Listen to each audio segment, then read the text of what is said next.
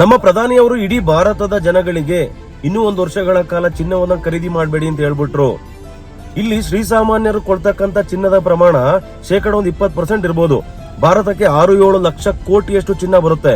ಅದರಲ್ಲಿ 1-2 ಲಕ್ಷ ಕೋಟಿಯಷ್ಟು ಶ್ರೀಸಾಮಾನ್ಯರು ಮದುವೆಗಳಿಗಾಗಿರ್ಬೋದು, ಸಮಾರಂಭಗಳಿಗಾಗಿರ್ಬೋದು ತಗೊಂಡು ಉಪಯೋಗಿಸ್ತಾರೆ. ಇನ್ನು ಶೇಕಡ 80ರಷ್ಟು ಚಿನ್ನವನ್ನ ಹೂಡಿಕೆಗಾಗಿ ಶ್ರೀಮಂತರಾಗಿರ್ಬೋದು, ಈ ಬ್ಲಾಕ್ ಮನಿ ಇಟ್ಕೊಂಡಿರೋರಾಗಿರ್ಬೋದು ಚಿನ್ನದ ಮೇಲೆ ಹೂಡಿಕೆಯನ್ನ ಮಾಡ್ತಾರೆ.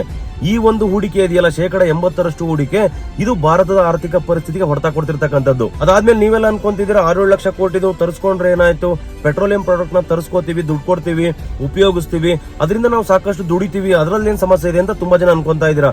ಆದರೆ ನಾವು ಇಷ್ಟೆಲ್ಲಾ ಲಕ್ಷಾಂತರ ಕೋಟಿ ವ್ಯವಹಾರವನ್ನ ರೂಪಾಯಿ ಮುಖಾಂತರ ಮಾಡ್ತೀವಿ.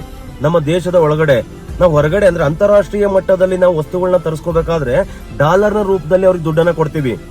ಡಾಲರ್ನ ಮುಂದೆ ರೂಪಾಯಿ ಚಿಕ್ಕದಾಗುತ್ತೆ, ರೂಪಾಯಿ ವ್ಯಾಲ್ಯೂನ ಕಳ್ಕೊಳ್ಳುತ್ತೆ.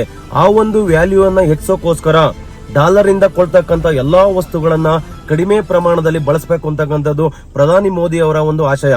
ಅದಕ್ಕೋಸ್ಕರ ಈ ಒಂದು ಸಲಹೆಯನ್ನ ಕೊಟ್ಟಿದ್ದಾರೆ ಅಂತ ನನ್ನದೊಂದು ಅನಿಸಿಕೆ. ಎಲ್ರಿಗೂ ಒಳ್ಳೆದಾಗ್ಲಿ.